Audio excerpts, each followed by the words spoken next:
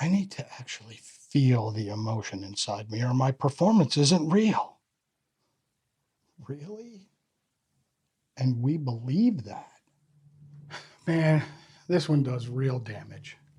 Every acting class, every green room, every late night spiral before a self tape, actors torturing themselves, trying to summon something, trying to feel enough. And underneath it, well, this quiet terror.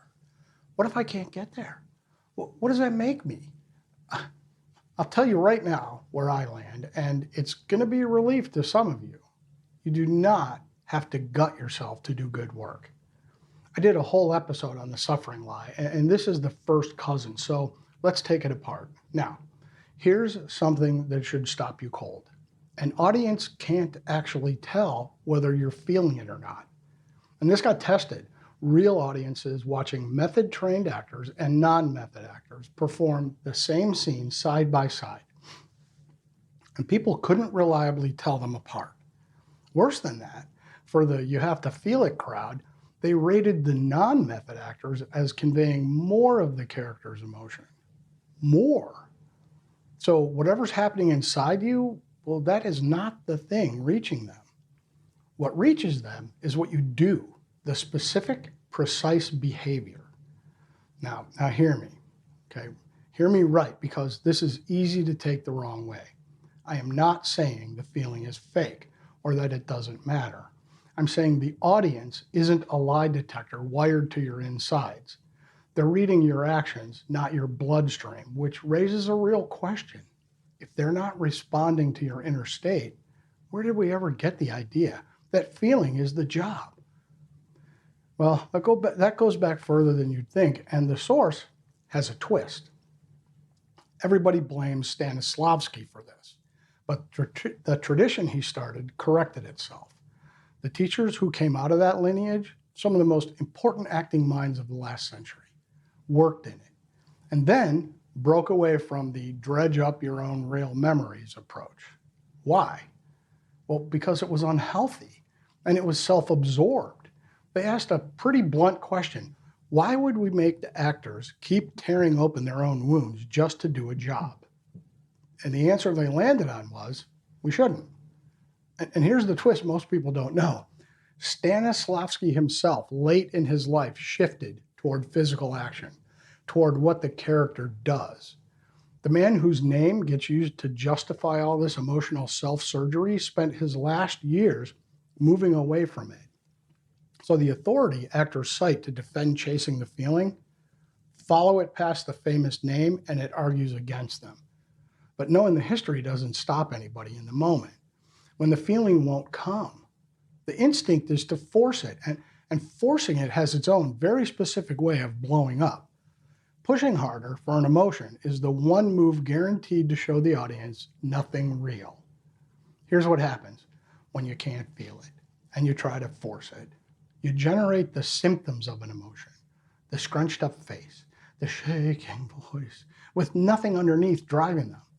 And the audience doesn't read the emotion you were going for. They read the effort, the strain, the performance of performing. And that's the most watchable thing in the whole frame. It's also the one thing you least want them to see.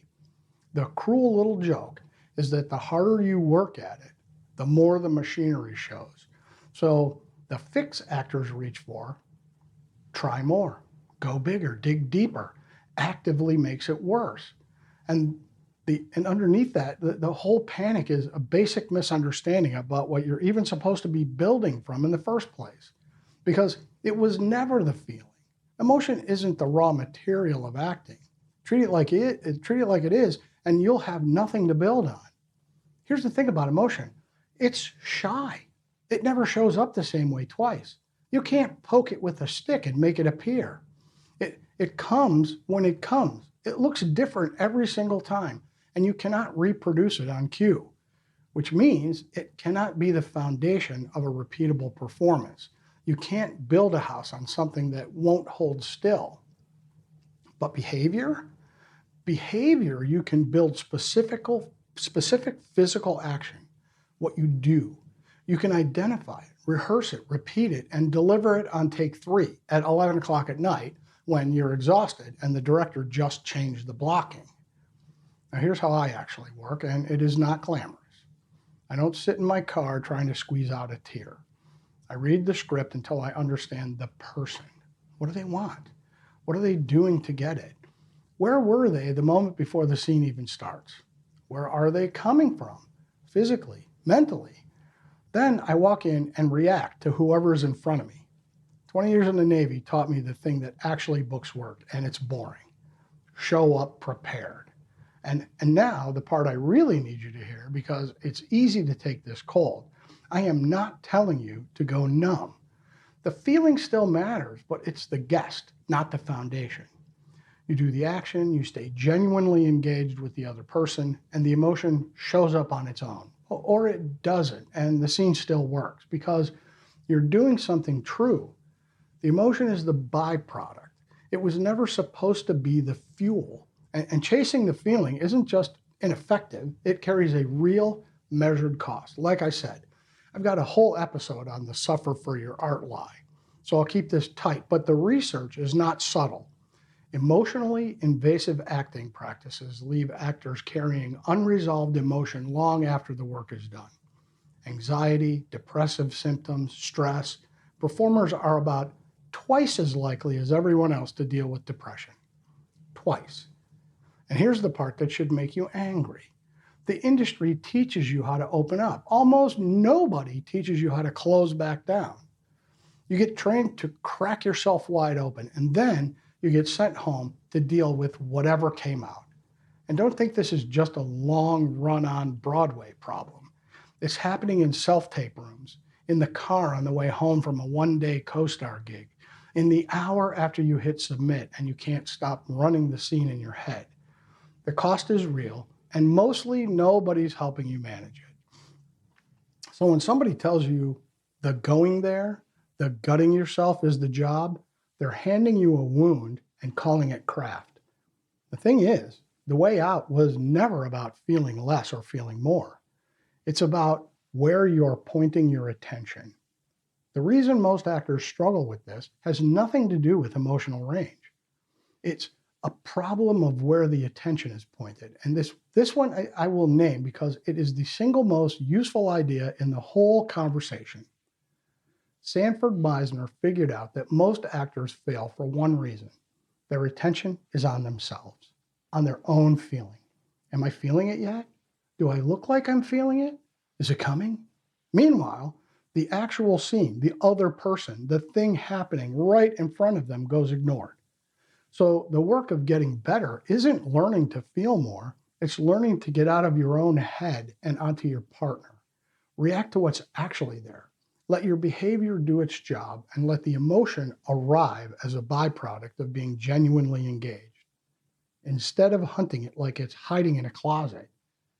And here's the freeing part, that shift is learnable, it's trainable, and you can practice it alone in a self-tape room with no scene partner in sight, because the question stops being, what am I managing to feel, and becomes, what am I actually doing, and who am I doing it to? But let me put this as plainly as I can. In real life, your actual life, when is the last time you stood there and told yourself, I should be crying right now, and then forced the tears to come? I'll bet on never. That's not how any of this works. Feelings don't happen because of you. They happen to you, based on where you are and what's right in front of you. Look, I once bawled like a baby at a Ford truck commercial. A truck commercial. Something in it just caught me sideways. It reminded me of my dad, who'd been gone a long time by then, and I wasn't trying to feel a thing. It just snuck up on me, and I've got goosebumps right now. And I'm not ashamed to say that. I mean, that's the whole secret, sitting right there. You don't manufacture the emotion. You get genuinely into the circumstances as the person you're playing, and the real feeling shows up on its own, the exact same way it does in life. And the bonus? You never have to step out of character to go hunting for it. You stay in it the whole time. So here's where this lands. Acting is a repeatable craft of specific, truthful actions. Behavior you build, not feelings you summon. And the emotion, let it be the guest that shows up when the work is honest. Don't make it the price of admission. Stop waiting to feel it. Start learning to do it. Hey, you want Start Where You Are for free? The link's in the description. New myths every week. See you in the next one.